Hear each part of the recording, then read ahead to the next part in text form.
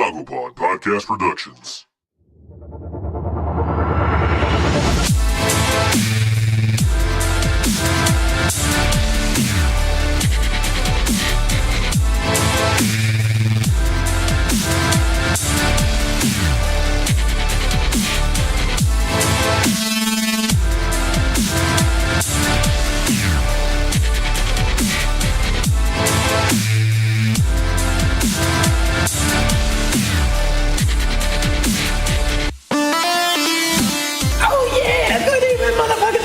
Fragging Out podcast. My name's Kenza. And I'm Kibby. We're going to go ahead and throw a shout out there to Ep4 for our awesome intro music. That's Ephixa. You can find him at SoundCloud. Go on and check him out. He's a badass motherfucker with some good music. You gotta check him out. He is a badass motherfucker. Hop on there and check him out. Like I said, Ephixa, that's Ephixa. So we're going to go ahead and run right into it here with a little rundown of today's session. We're going to talk a little bit about the summer games, you know, how everybody did in Lucio Ball, and if anybody actually enjoyed Lucio Ball. I, for one, I loved it. I did like garbage. I didn't do so bad. I wish I do that good in competitive mode.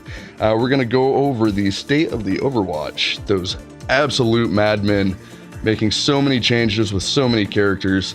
Going to talk a little bit about that and see what everyone thinks. We're going to go ahead and hop on over to Season 6, which is coming up as of today, tomorrow. The changes that are going on with that are going to be a little bit different from Season 5 and previous seasons. And then we're going to go ahead and hit the future of Fragging Out and what we're planning on doing with the show and where we're going with it.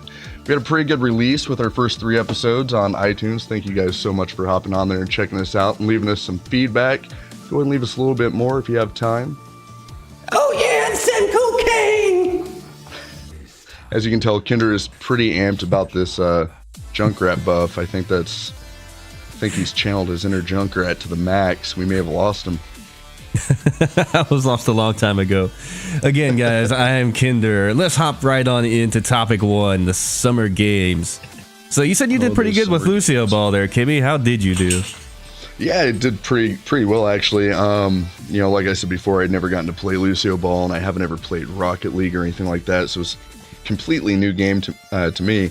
I started out in quick play and played a couple rounds in that the first day, and second day I hopped on to comp with a couple friends of mine, and right out of the bat, I think I won 6 of 10 placement matches. I placed at 2788 and won 5 or 6 matches right after that, and I finished at 30-70, so I was diamond right off the bat.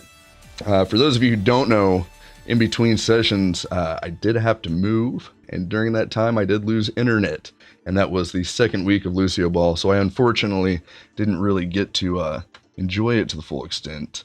But it was a lot of fun though. I really enjoyed it. How about you? What was it like on your end there? Yeah, I was doing really fucking good. Like, I was about the same as you. I was like 6 or 7 matches in without a single fucking loss. And I'm like, I'm making GM with this Lucio Ball shit. It's happening. And I was wrecking shit, just calling goalie every game and just wrecking it. And then I queue for like game 8 or game 7, whichever one. And the second I find the queue, I encountered for my first time what is apparently a known issue with the latest AMD drivers with Overwatch, where it says something like lost graphic driver or something like that, or I forget what it said, but it just crashes the game and gives you a message about like your graphic driver like not being found or some shit like that. And it kicked me from the game. I couldn't get back in. It was automatic loss, 10-minute ban. And after that, I struggled. Like, I think I won one of the rest of the games, and I placed like 2992 or some shit, like just below diamond. Yeah. And I was just so fucking mad. I couldn't play it anymore. I played one more game and lost the shit out of it. So I ended in high plat on that. I was pretty mad, pretty salty, pretty tilted about that. Yeah, I was pretty excited to try and hit. I figured I had a real shot at top 500 for once in my life, and I missed it. All because I moved, which is fine. You know, I'm fine with it. I don't have any problems with it. I'm not fucking pissed off or anything about that whole situation. You know, it's not like I'll ever do that well again in a game. But Yeah, no, it was a lot of fun and it was a different experience. Getting away from the first person shooter aspect of the game and having something different to play. I think it really did bring a little more hype back to Overwatch. Um, One thing that I did notice was that there were actually a lot of people who wanted to hop on and try and throw matches. I didn't run into it on comp so much, but I definitely hit it in the quick play version of the game a lot. People would jump in and just spin in circles. So I'm not sure what that accomplished, but apparently it's Huh. good fun for some people. That's strange. I mean, I go in quick play all the time and fucking like insta lock Hanzo and just shoot in the air, try to get like ridiculously stupid picks or something. But like, I don't know, just spinning in a circle is like, is that really fun? Like, Uh, I don't know. I guess I've I never did tried spend it. I did spend one game in Lucio Ball quick play where I was just like wall road the whole time, and I would only take a shot if I was riding a wall at the time. I made one goal, and that was all I got, but I was happy with it. It was pretty good. Now, that was one thing that was kind of complicated playing on console. Again, for those of you who don't know, I am a console player. Whenever I do play Lucio on quick play, I usually switch the boop and the jump button. So I had it switched on there, and it's so much harder to wall ride and look around. But at the same time, it's not quite as easy if you switch those buttons back. So that was one instance where using a controller really did kind of hurt me there. But no, it was great fun. I got some decent skins.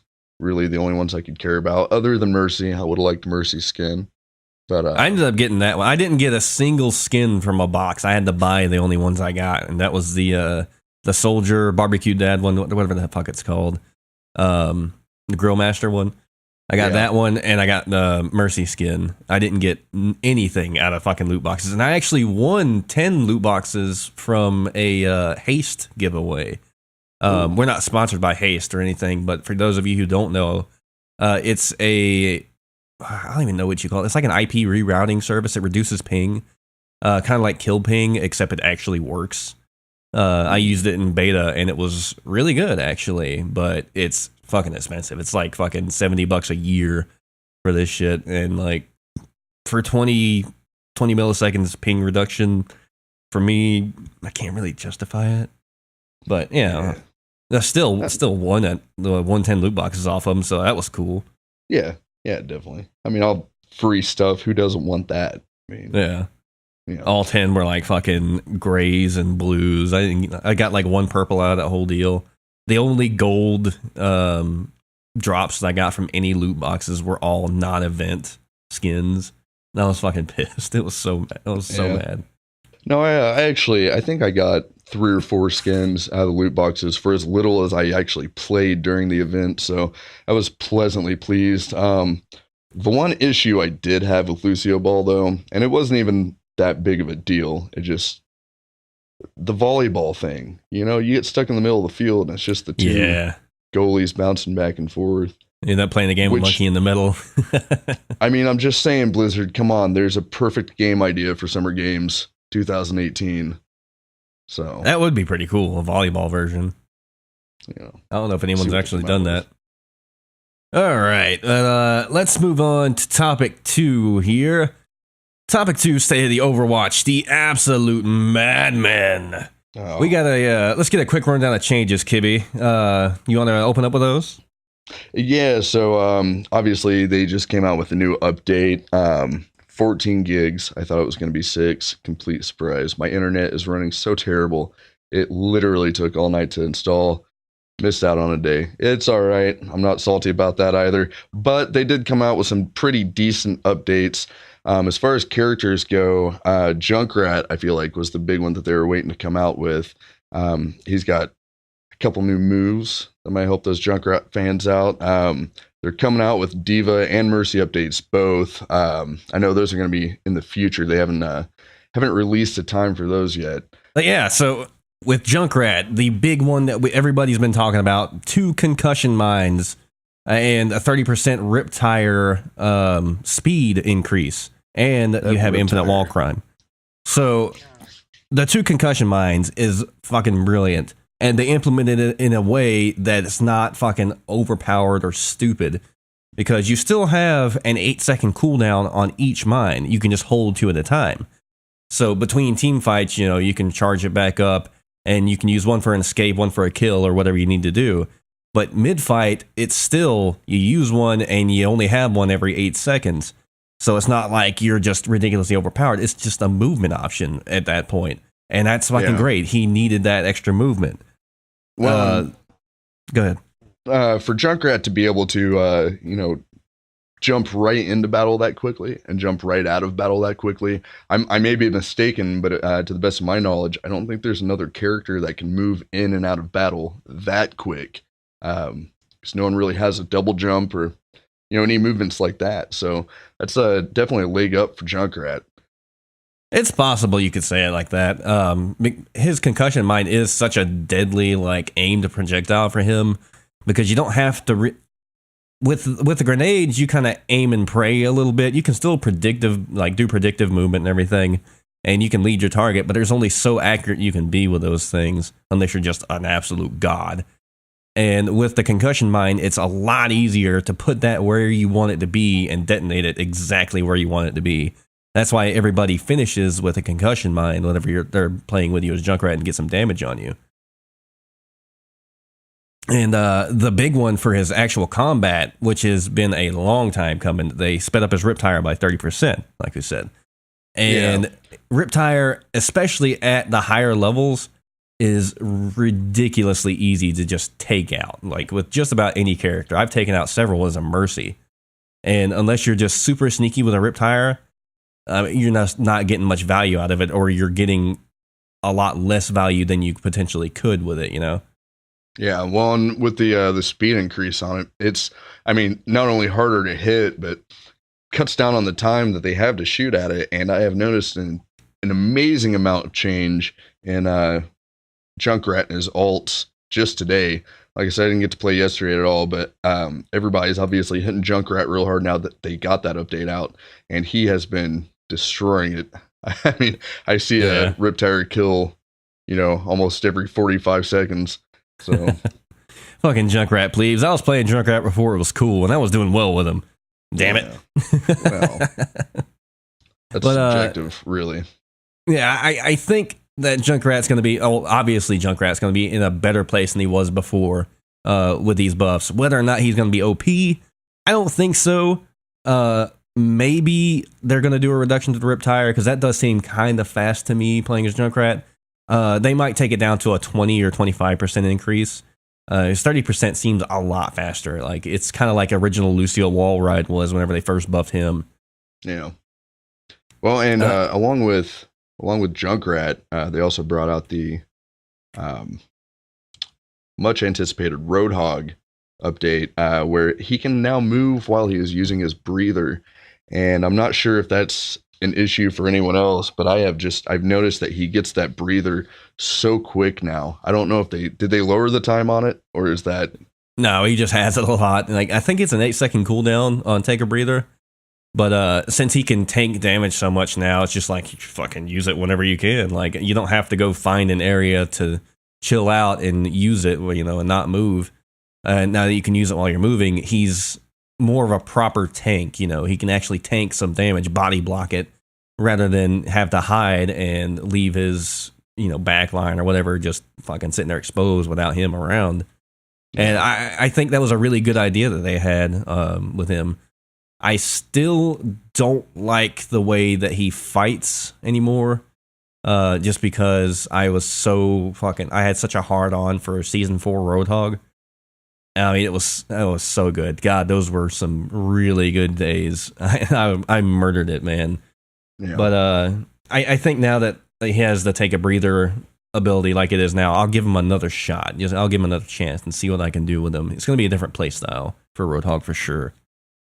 Well, like you said, Roadhog now is a little bit more of a tank with his changes. And speaking of changes and tanks, one that I am quite uncertain about so far is the Diva update that's coming out. I know it's currently on PTR. I've looked up a few things about it. Seems both good and bad, but I'm not really sure what to think here as a Diva main. Have you checked that out yet, Kinder? You know, I've played a lot of Diva in my day as Overwatch, and I haven't played her in game yet because I only had a little bit of time on the PTR the other day to test her changes, and I was all about the Mercy changes really.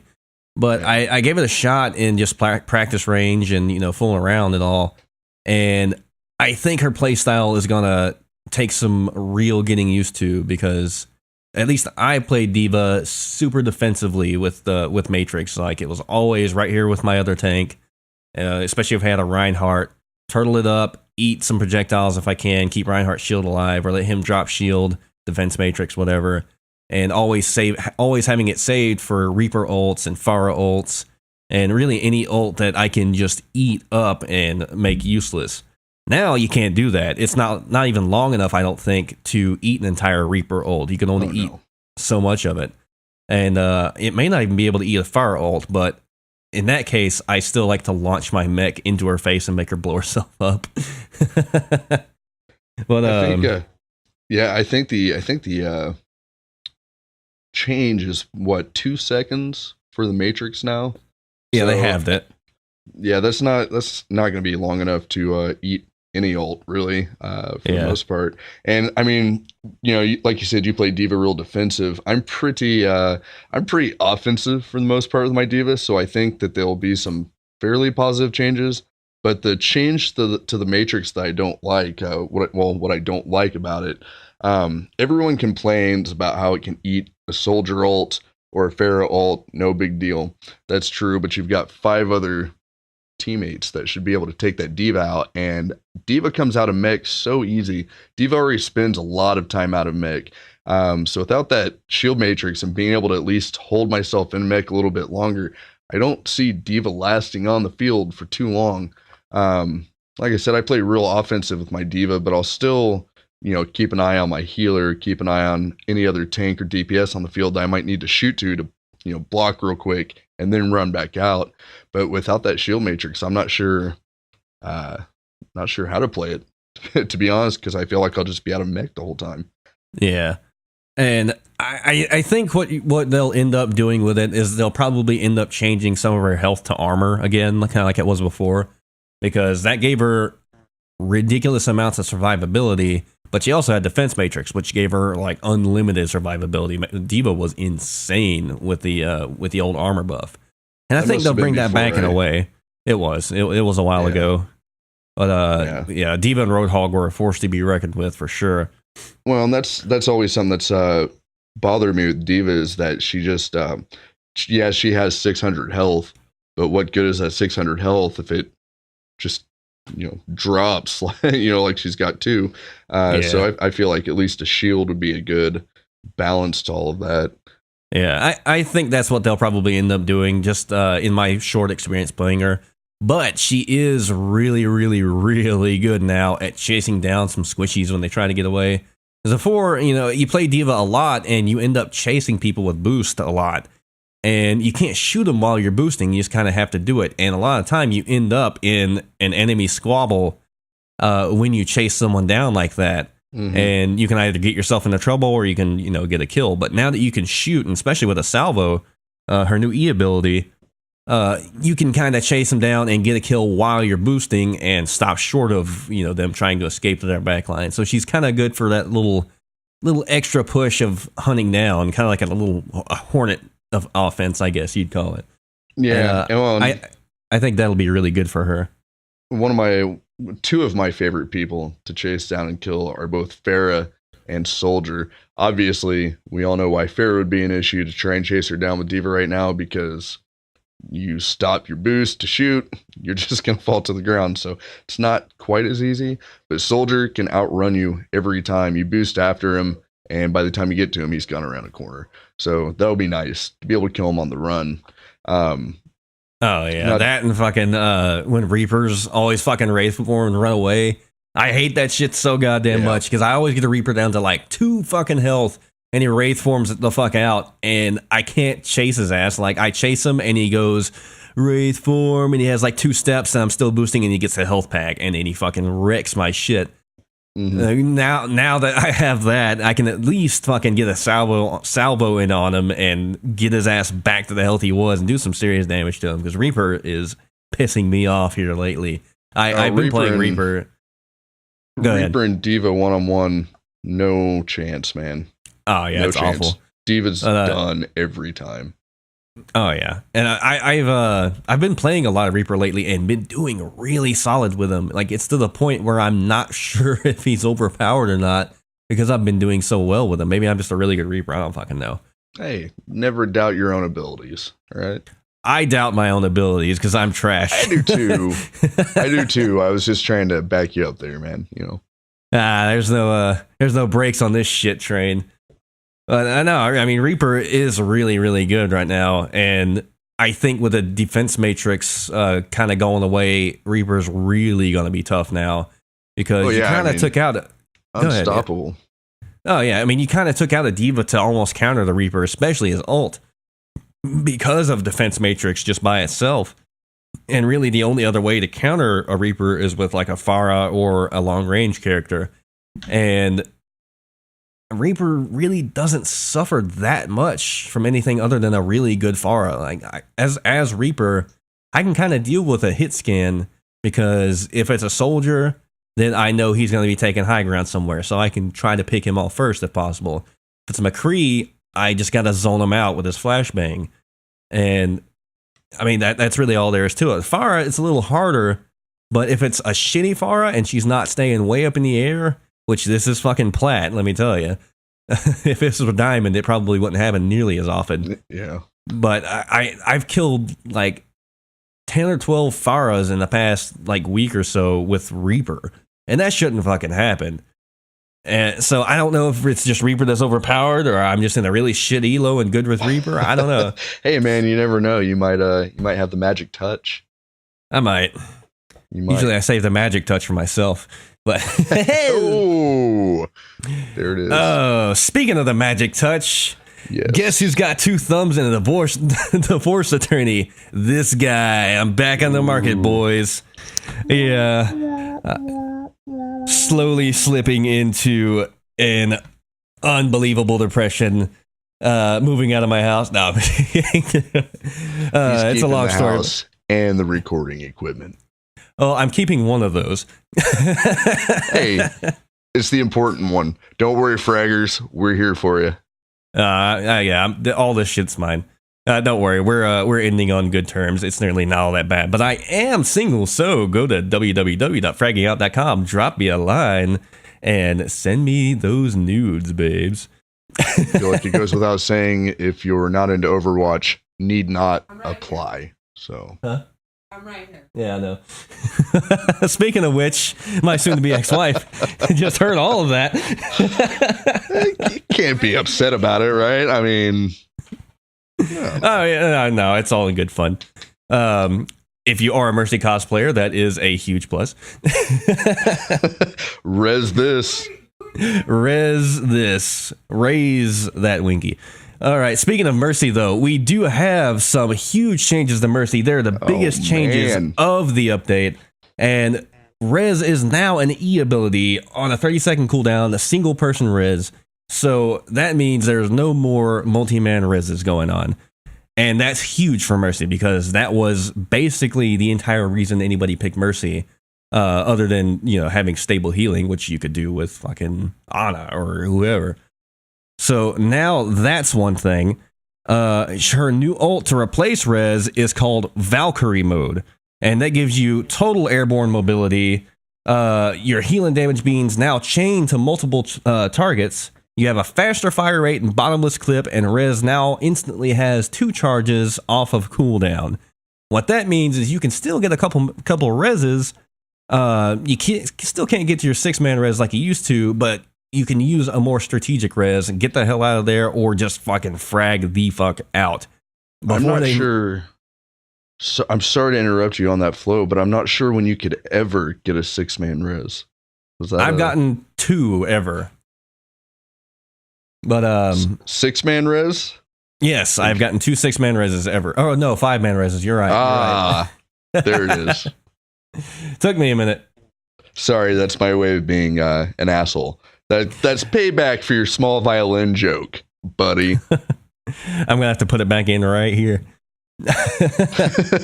They actually already had to nerf Mercy's ultimate though, because the bottomless clip, faster fire rate sidearm did a surprising amount of damage. I saw that. You could just do some. I would not want to fuck with a Mercy with in that situation, man. That was. Whew. It's just like the only way to play Mercy then would be you would every time you press Q, you'd have to macro it to the Slayer song to play the Slayer song Angel of Death. Angel of Death! And you just fucking go, oh man. But yeah, so that's a huge fucking change. And I'm sure you guys have listened to every single other podcast, YouTube video, whatever. And they're all saying the same goddamn thing about, no more 6-man res, but hey, solo res and dual res are kind of better anyway. And you know what? I'm not here to fucking disprove them. They're fucking right. I can't tell you, as I played a lot of Mercy, just playing with other people and learning and shit, especially. I do occasionally play with some Smurfs, but I don't really climb with them. Because every time I do climb with Smurfs, it's like I go on a fucking losing streak 2 days later. So any climbing I do is usually natural. Or I play with the Smurfs and fucking lose. But playing as Mercy, one of the things that I do a lot that I don't see from some other Mercies in this elo is I don't fucking wait and hide to do a huge res unless I know that there is a huge ultimate coming up, or like Zarya has her ult ready and someone else probably has it, and they're gonna like Beyblade it or fucking Nano Blade it or something like that. That's the only time I really hide out with res.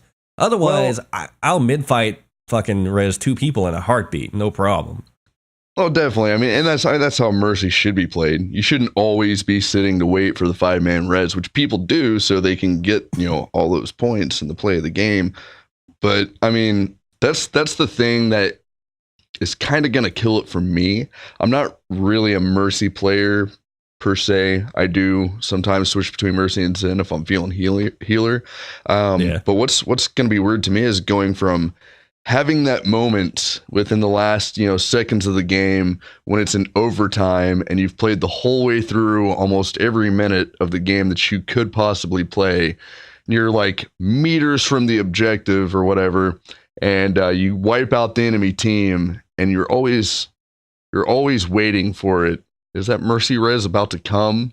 Yeah. If it does, is it going to change the fucking game? And that's what I liked about it, was it was always a surprise, and it was a big fuck you if the other team Mercy resed, or if you Mercy resed, right at that clutch moment. So that's going to be something I'm going to miss from it. Oh, yeah. And I'm not going to miss it from the enemy team. I may miss it from my own team. But like Daddy Jeff said, I mean, it was really not a fun mechanic when you're on the receiving end of it. And a lot of the time, even when you're the one doing the res, I've gotten several 4-man reses that just didn't really do a whole lot for the battle. Like, we just got re-wiped. Yeah. And it really wasn't great how that mechanic sort of worked out. And if you were the hiding type, Daddy Jeff said this as well, you just kind of hit out and didn't heal your team, effectively put your team 5v6, and so now your team's 5v6, they get a pick, you're 4v6, they get another pick, you're fucking done. And you go for that res, and now you're a 6-man, and they've gotten all of this ult charge farmed off of you again, and it's just fucking replay of the same old song. That was just kind of, I mean, I see your point there. But that was kind of I don't know, that was kind of something I look forward to. Even if I'm on the receiving end, I just kind of enjoy that element of like, oh, you won, just kidding. And then you get to, I don't know. Maybe that's just me. Do you often like to be on the receiving end there, Kimmy? Hey, whatever rocks your boat. And speaking of rocking the boat, I'm going to go rock my boat real quick. We're going to go to break time. When we come back, we're going to check out the changes in Season 6 coming up.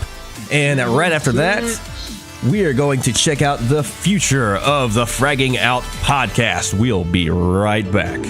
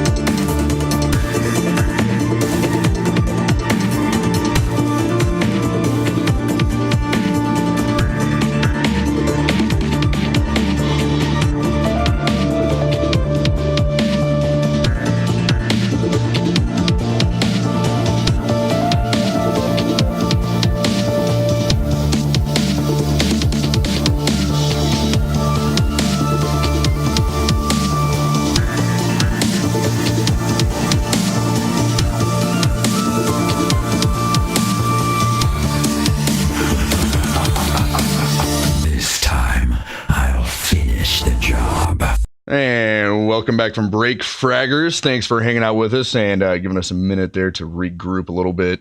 We'll go ahead and hop right on to topic number 3, Season 6 changes. Obviously, Season 6 is going to be a little bit different than Season 5, Season 4, and previous seasons. So we're going to talk a little bit about that and see what might be happening there. Kinder, tell me what you think about the Season 6 and what might be coming. All right, so the things that we know are coming with Season 6. We know we're getting a 2-month season instead of a 3-month season. And Daddy Jeff's reasoning for that was there is a big influx of players coming on and playing and going really hard at the beginning of every season, and it kind of tapers off towards the end of the season. People start getting burnt out or get to an SR that they like and just kind of want to stick there, don't want to lose it, you know. And their reasoning is we'll just switch it to 2 months, so it's a shorter season. You have less time where there's that little buffer of just like, all right, this season's getting old. And yeah, I think that's going to be a pretty cool change, making seasons go by a little bit faster. The only thing that kind of sucks is if you don't play a lot like me, like you have to work a lot, you're going to fucking blow through a season and be like, fuck, I gained 4 SR. Yeah. Well, and I mean, I pretty much spend all of my social time on my Xbox playing Overwatch. So thankfully, having no life helps me out there. So that's a good thing. But I can agree with the drop off at the end of the season. I think that's kind of what caused me to yo-yo so bad this year on this season 5. One question I do have, I'm not sure about, and you may know this, is with the shortening of season 6 coming along, are they going to change the wait time between seasons? Because I know it used to be 2 weeks between seasons, and they dropped it down to 3 days. So are they gonna change that wait period to kind of equal it out, do you think? I'm not sure. I think they'll probably stick with the shorter time between seasons because that little period where there's not really much going on, it's not a lot of fun. Like you go into competitive and it's just quick play with more insta locking. Like I don't fucking know how to describe it. It's really just another quick play, and nobody wants that. Or it's a longer quick play rather. The other thing that we know is coming along with season 6 is control maps are now going to be best of 3 instead of best of 5, and that means that like your King of the Hills and things like that, and your control points, hard points, they're going to be 2 matches and you win, just like in quick play. And that was something that I kind of noticed too. Is whenever you have a King of the Hill map, it takes for fucking ever. There were so many matches where it was just 2 and 2 and it all comes back down. You play 5 freaking rounds of this shit. It ends up being a 25-minute long game a lot of the time. Oh, easy, yeah. The only thing that sucks. Well, and that's 2 matches in one right there as just a waste of time. Oh, yeah. Really. But the only thing that really kind of sucks, which it's on both sides, it's both 2 sides of a coin, is a lot of the time I'll be in a team and we'll play first round and we'll get decimated. And we'll play second round and then almost get it, and then we'll just end up losing it just a little bit. And then we'll make some extra adjustments there in the third round, and they'll choke. Like the enemy team will choke and we'll take it back, and it feels so good when you come back from that. But on the flip side, I've had it happen the other way too, where we decimate them and then make some adjustments, and then they get a little bit closer, and we're like, all right, we still got this, and then we kind of slack off a little bit, and then get wrecked. So I guess that's kind of a good thing, even if you lose a couple that way too, you're going to win a couple that way too, just by them not being able to adjust quick enough. So. Oh yeah, and I mean having a 5-round match, I mean by the end of that you're kind of worried. Yeah, like you play one comp match sometimes and you're fucking like, oh, God, I'm done. Or like the free time I'll have will be so short. I'll have like an hour of free time, get a couple of quick play practice matches in, do one comp, and then I got to get off. Yeah, and that kind of sucks. The final change coming with Season 6, though, is the one that a lot of people are going to be real happy about. Your starting SR after placements is going to be closer to your actual SR instead of starting reduced and having a boost at the beginning of the season. Now, this, I really don't see much of a negative with it. What do you think? Oh, I mean, who's going to be upset about starting out with more SR? I know I'm not going to be. I mean, one issue that I had this season specifically I talked about before was the yo-yo effect, which everyone has been dealing with. Season 5 really was my first season that I got into comp. I started at the very, very ass end of Season 4 and had just gotten into the game. Didn't really have anyone that I played with. Didn't really know what I was doing, but I thought comp would be fun, and I lost my ass. I mean, immediately at the beginning of Season 4, I think I started out with like 1,300 rank. Oh, damn. Something like that. I won 2 matches. Oh, it was god awful. Well, I came back from that in Season 5. My top rank, I believe, was 2370, something like that. So I was just 150 shy of hitting diamond, or hitting plat rather, sorry, which was so sad to me because I yo-yoed between 2000 and 2350 about 4 times just within like 2 or 3 weeks of comp. So that was a little bit of an annoyance, and I definitely wasn't looking forward to starting at a lower rank, right, going into Season 6. So hopefully this will help us all out to move up the ladder a little bit and get out of bronze, silver, gold, whatever you're stuck in right now. So I feel like it's mostly going to affect the lower tier players. So I think the only thing that I can see that's negative about it is because like last season or a season or two ago, whatever season I was like really hard in gold, I was in gold real bad, and then I like clipped plat for a little bit, and then dropped back down some, and then like re-clipped it right at the end of the season. And I was kind of bummed out because I knew the next season I was going to be fucking placed in gold, like obviously. So I go in, do my placements, and I get placed like 2,300, something like that. But I ended up wrecking shit and getting up to plat like no effort whatsoever. I just wrecked shit and got into plat hard, like right in the middle of the shit. And it was a lot of that was thanks to the extra little boost that I got at the beginning, so it was able to get me into a better elo, one that was more akin to my actual true skill because of the boost that I wouldn't have started off with my proper quote unquote elo there. I think that was when I really started picking up DPS as well, and could actually kind of hard carry a little bit rather than just sitting in the back like a little bitch. Well, you do what you're good at, and try as you might to break away to DPS, that corner in the back might just be where you belong. I don't know. I mean, I played a lot of healer the previous season to that. So I think that was a big part of it. Like I really tried to pick up Lucio a lot, and I ended up playing a lot of Mercy by default, and a little bit of Zenyatta, a little bit of Ana, and that just didn't work out for me. It was all like get carried heroes, and well, I mean that in itself, if you're willing to put yourself out there like that and be a healer, you deserve a little bit of time in the limelight, so go out there and get it. It's one issue on console anyway that I run into a lot is no one wants to be healer, no one wants to be tank, and no one wants to help out the healer or the tank. So if you guys over there on the computer have the same issues, I feel you, my brother, and I wish you the best on DPS. It always goes one of two fucking ways, especially on from my experience on PC. Like, you either get a team where it's like there's 4 or 5 different DPS and like a mercy main, so you're obligated to go tank or heals, because someone insta-locks fucking DPS immediately. Or you get the flip side. I swear to you, I had this the other day. It was a group of 4 mercy mains and a Lucio main, and then there was me. And my most played was technically Mercy because I'd been grouping with these guys this season for it was the longest I was on at one single time. I was on like the entire fucking day, and I played nothing but Mercy with these guys. So my technical highest played character at the time was Mercy. And we just look at this group and we're like, fuck. And somebody, of course, fucking insta-locks Mercy, and everybody else is like, what do I do?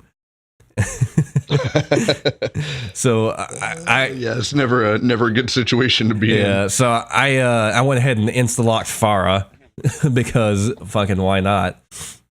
And there was another guy that had like a couple hours on McCree, and I was like, fucking go, just do it. And we actually ended up doing really well. We had a really good match. But it just goes one of two ways like that. You either get a group of fucking DPS or a group of healers. Yeah. Well, I mean, see, people seem to be scared to break away from their norm at all. And they will when they get out just to kind of fuck around on quick play or whatever. Have a little more confidence in yourself and your team. Play that team, If you don't have a healer, play a fucking healer. It's not hard. That's the thing that I've had issues with most, especially in, comp, not so much if I solo queue or just do a 2 or 3 stack. But in quick play, man, if I do not pick tank or healer, we're probably not going to have a tank or a healer. Yeah.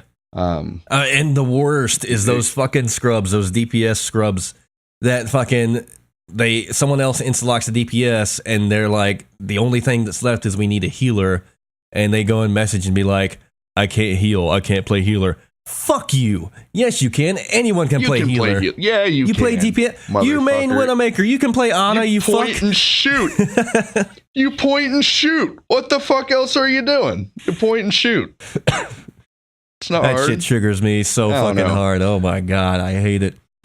Oh, it's so fucking dumb. Well, that's simply the selfishness of some of the Overwatch community, which is not everybody. I get a lot of good people on my team, but that definitely is something that's been getting really annoying, is not having a tank or healer. And still, it's been a couple of weeks since we've, since we did episode 3, and we talked about it before you guys started recording that. I wasn't in that episode. I was having some issues there, but I'm still running into every quick play match that I solo queue.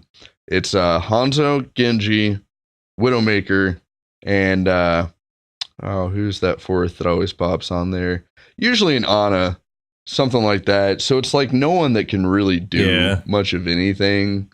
Not that they can't, but on their own, I don't know. I'm still running into that issue. So hopefully a little more people in the community pick up on some tank or some healing, which would be great. Yeah.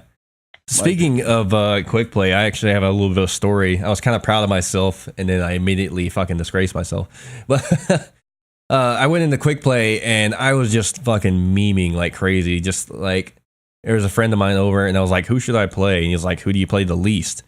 And I was like, fucking Hanzo. So I picked Hanzo, and did pretty good with him in one round of quick play, and then the next one, he was like, play the fucking sniper. And so I picked Widowmaker, and I immediately messaged my team, and I was like, this is what 1,000 seconds on Widowmaker looks like. And then I go in, I've played Widowmaker maybe 45 minutes the entire time that I've had Overwatch. I played no Widowmaker at all. And I wrecked shit. As you shouldn't. Oh my god, I wrecked so much asshole, dude. Like, headshots left and right, fucking play the game, sharpshooter shit, dude. I was going off. And I was like, fuck, man. I need to pick up Widowmaker. And then I went in the very next round and was awful. Couldn't get a goddamn thing. And I was like, okay, maybe it was a fluke. Try it again. Nope, not fucking happening. It was beginner's luck like crazy. Like, I got messages in that first round. He was like, dude, you've never played Widowmaker? And then he apparently looked at my profile and he was like, holy shit. I was really proud for all of like 45 seconds and then just like disgraced myself. That's exactly what happened to me with Roadhog, actually. I every once in a while get a wild hair at my ass and I like to play Mystery Heroes. Oh, I love that game. And I like Mystery Heroes. It's a good mix-up, gives you some opportunity to play some different characters and try some different compositions. But I never get anyone that I main with or that I play with. And recently I've been getting into Zarya and Mei, actually. You know, I talk shit to you about Mei all the time, but she's pretty fun. Shit ton of fun. And after watching that video, God, man, I hate to admit that a cartoon made me cry, but if there ever were a time that I would admit that, it would potentially be now, had I cried. Anyway, been getting real into Zarya and Mei, and I used to get Zarya and Mei all the time in Mystery Heroes. So I thought going back into it, hey, no big deal. I'm playing them a little bit now, and I'm getting good with them. I have not gotten Zarya or Mei once since I started playing them. But I did get thrown on Roadhog, and I'd had maybe like 3 minutes time on Roadhog where I'd get him in quick play and just die right away. And I thought, you know, everybody's been bitching about Roadhog and the update that came with him, and they think he's bullshit. And this is before the update that just came out where he can move with his breather. So I'm not excited about it. I get into match, start of the game, that's who I start out with. Like, all right, fuck it, let's just balls to the walls, man. I went 13-0 with that motherfucker. Just knocked everybody's faces off. Thought I was, hot shit. I'm getting it. Let's go into a quick play and play Roadhog. I was shut out within seconds of starting that game.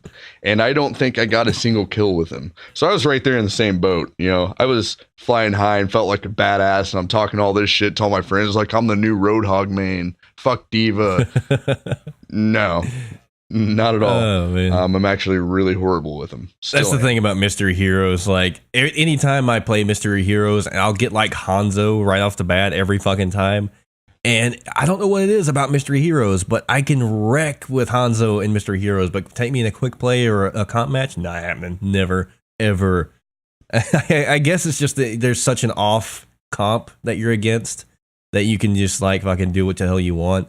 But if there's like, you know, tanks and they're playing properly, you know, you're fucking zoned out and you're like, well, fuck, I don't know what to do. It's just like life. If you don't have any expectations for yourself, you won't ever fail yourself. So you go into you know, Mystery Heroes thinking, well, really can't do any worse than just fucking losing. Well, you don't care, so you don't think about it, and then you wreck. And then you get into quick play and you get all, you know, you lose that humbleness. So I think that's what gets you every time. But you know, it's a lucrative business playing Overwatch. You know, what are you gonna do? And speaking of playing Overwatch, we're done talking about Overwatch because you know what? We are. However, I'm gonna stop you right there because I was thinking about this 2 minutes ago. Before we continue with Season 6 and with this new update, there is one other thing that we did not touch on that came with this update other than Widowmaker's upgrade and Arisa's upgrade. We skipped over those, but it's fine. No one gives a shit about that anyway. Deathmatch and team deathmatch. Oh, shit, yeah. Some people give a fuck about that, so we should probably hit it real quick. Have you gotten a chance to play yet? I played one round. Outside of PTR. I played one round. It was all in PTR. I haven't played it in regular yet, but PTR is a fairly good gauge in that particular game type. Since there's not like hero changes or anything. Like when you play PTR and there's like a big change, like a Junkrat one, you get Junkrat every round. But yeah. With this, it's a new game type, so people are playing like heroes that they want to play, and it's kind of a good gauge of what you're going to get. And I went in, and who did I play with? I think the first time I played with Reaper and got stuffed by a fucking Genji. But the second round, I played as Farah and actually did some really good work there. It was a whole lot of fun. A great change, in my opinion. Yeah, I actually was pleasantly surprised. I mean, you think of a game like fucking Call of Duty, which God damn me for even saying the name on this podcast. How dare you? Sorry, fraggers. I know I hate myself for it, but I have to use it for this analogy here, I guess. Call of Duty, you get on there and you do deathmatch. It's like, what the fuck ever. Everybody's got the same shit and you're just killing other people. Cool, woohoo. So I'm thinking of that, like, how are they going to do deathmatch with Overwatch? Yeah. They have all these individual characters with their own abilities. There's no way it's going to be balanced. And surprisingly, it is. I got to play a couple rounds of 4v4 with my usual crew that I play with, and we did fantastic, so that was great. And then I decided to hop on to the 8 deathmatch free for all, and was like, well, this isn't going to be fun at all. And it wasn't fun at all. It was fun. It was fun. I enjoyed it, but I played with Diva, and every other person in that game was either Soldier, Tracer, or Of Genji. course. And that was it.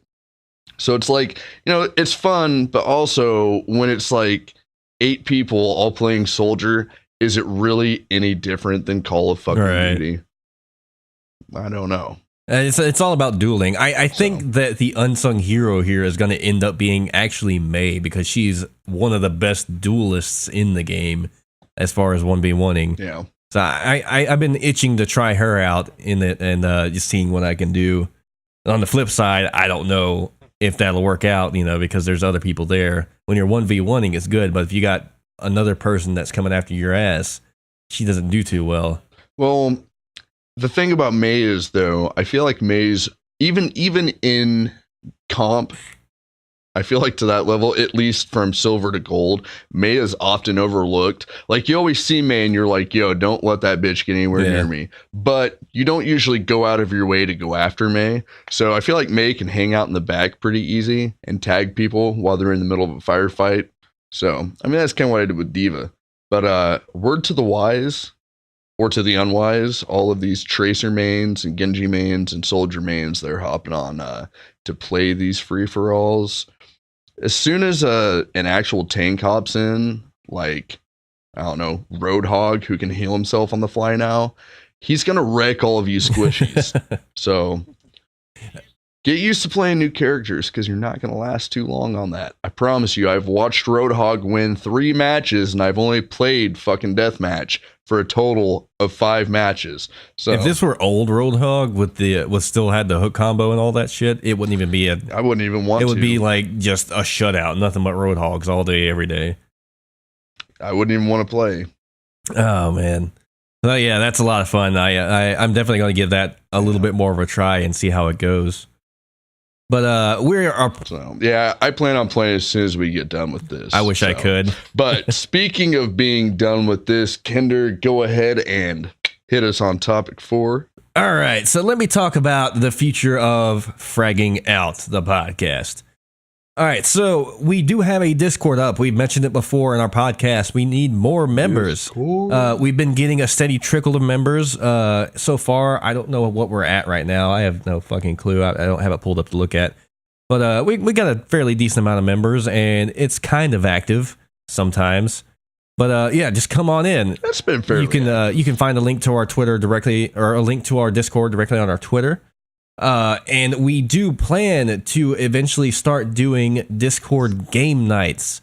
Kimmy's not on PC yet, but we could even have an Xbox game night for all you console guys.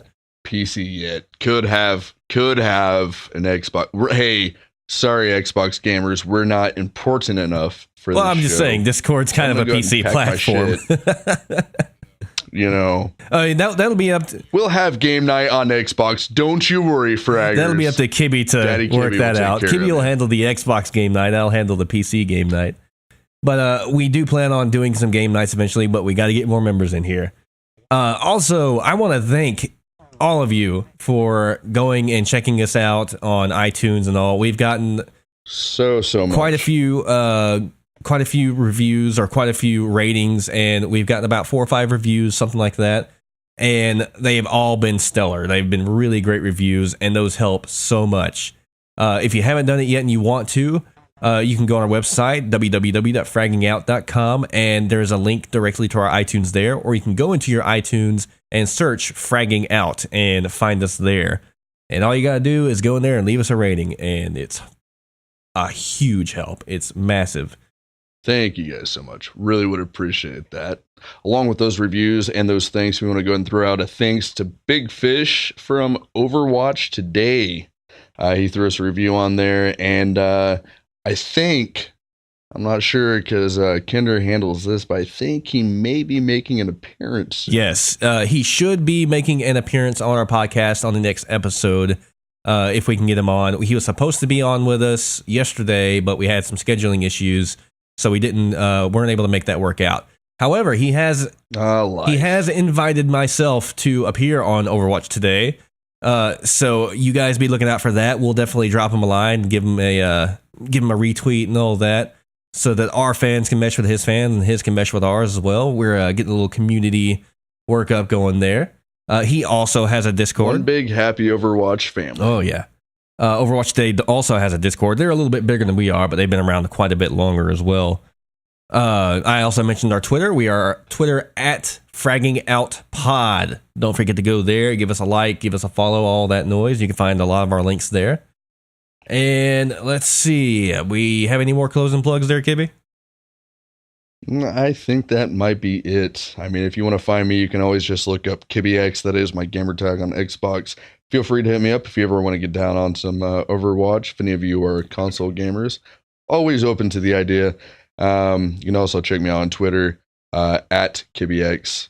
I believe it's actually Kibby_X. So you'll find me. You'll find me if you want to find me. And the only Twitters I run are the Sagopod and Fragging Out. So you won't find me personally on Twitter, but if you join our Discord, you do have an opportunity to play with me and my balls.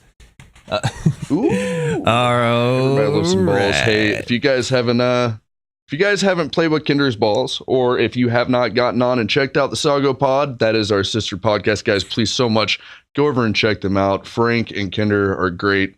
They're a lot of fun to listen to, and they're a lot more about some general gaming as opposed to just one soul game. So it might give you a little broadening of the horizon for you. We have some gaming situations. We have been kind of dead on the Sagopod lately, but that is because not only am I going through a divorce, sadly, Frank is also as well. I don't really want to talk about that a whole lot. That's kind of personal for him, but after he gets freed up and after I get freed up, we should be able to start back on the Sagopod more hardcore than we were before. Hashtag podcast life. Yeah. So I guess it was the fucking eclipse just fucking up everybody's marriage. But yeah, I'm not married, but I lost my job. Damn. I didn't really lose my job. I was just trying to make you feel better, I guess. I don't know. It wasn't really a lightening of the mood. I actually probably just brought everybody down. Yeah, you brought me down for a minute. I was like, damn, dude, that sucks. Like, I didn't really. I'm actually, my job's going all right. May or may not be looking for a new one. I'm not married, but have a good relationship, so that's fine. Word of advice: never get married. Hey, if it's in the cards, it's in the cards. I'm not necessarily going to push for it. So. I mean, I don't know your girl very well, but she seems pretty nice from what I understand. She's great. I don't think she's into it either, so it's like, let's just let bygones be bygones. Why not? We're all just people, here to love, here to learn. Here to hate, here to tilt. Let's go ahead and end this podcast. Thank you guys so much for coming on and check us out again. Hey, if you guys are on iTunes, please go ahead and throw us a little review. Let us know what you think. We want to make sure we do better for you every time we record a new show. Hopefully next time it won't go into a tailspin where we all end up crying over a bottle of Jack. So. Join us next time as we descend slowly into madness. We'll see you next time, guys. Fraggers out.